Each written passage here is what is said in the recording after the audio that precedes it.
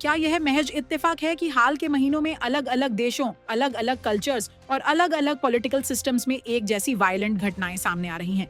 कभी कश्मीर के पहलगाम में सिविलियंस को निशाना बनाया जाता है, कभी भारत की राजधानी दिल्ली में फियर और इंस्टेबिलिटी पैदा करने की कोशिश होती है, और अब ऑस्ट्रेलिया जैसे डेवलप्ड और रिलेटिवली सिक्योर देश में खुले समुद्र तट पर आतंकी हमला होता है। ये घटनाएं अब आइसोलेटेड इंसिडेंट्स नहीं लगती, बल्कि एक ग्लोबल पैटर्न ऑफ टेररिज्म की तरफ इशारा करती हैं। आज का टेररिज्म किसी एक बॉर्डर, आइडियोलॉजी या कॉन्फ्लिक्ट जोन तक सीमित नहीं रहा। पहलगाम जैसे टूरिस्ट डेस्टिनेशन पर हमला यह दिखाता है कि आम नागरिक अब सॉफ्ट टारगेट्स बन चुके हैं। दिल्ली जैसे नेशनल कैपिटल में इनसिक्योरिटी फैलाने की कोशिश सिंबॉलिक वन पावर को चैलेंज करने का तरीका है, और ऑस्ट्रेलिया के बॉन्डी बीच जैसे ओपन पब्लिक स्पेस पर वायलेंस ये सवाल उठाती है कि क्या अब पब्लिक गैदरिंग्स, फेस्टिवल्स और सेलिब्रेशंस भी सेफ नहीं रहे। सिडनी का बॉन्डी बीच हमेशा से फ्रीडम, मल्टीकल्चरलिज्म और ओपन सोसाइटी का सिंबल रहा है, लेकिन हालिया घटना ने इस इमेज को गहरे स्तर पर झकझोर दिया। रिपोर्ट्स के मुताबिक हमला उस समय हुआ जब ज्यूइश कम्युनिटी का रिलीजियस इवेंट चल रहा था। फैमिलीज, चिल्ड्रन और एल्डरली लोग मौजूद थे। यह हमला केवल फिजिकल वायलेंस नहीं था, बल्कि कम्युनिटी आइडेंटिटी और रिलीजियस फ्रीडम पर डायरेक्ट अटैक माना जा रहा है। इन्वेस्टिगेटिंग एजेंसीज और ऑफिशियल स्टेटमेंट्स के अनुसार इस हमले को सामान्य क्राइम नहीं, बल्कि आइडियोलॉजिकली मोटिवेटेड अटैक के तौर पर देखा जा रहा है।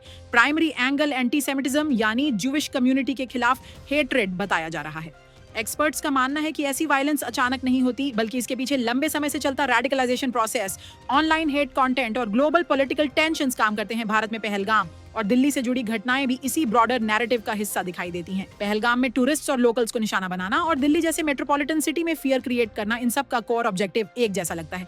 फियर साइकोलॉजी क्रिएट करना, नॉर्मल लाइफ डिसरप्ट करना और सोसाइटी में मिसट्रस्ट फैलाना। लोकेशंस बदलती हैं, लेकिन मेथोडोलॉजी और इंटेंट काफी हद तक समान रहता है। ऑस्ट्रेलिया समेत कई देशों की गवर्नमेंट्स ने इन घटनाओं के बाद स्ट्रॉन्ग कॉन्डेमनेशन जारी की है।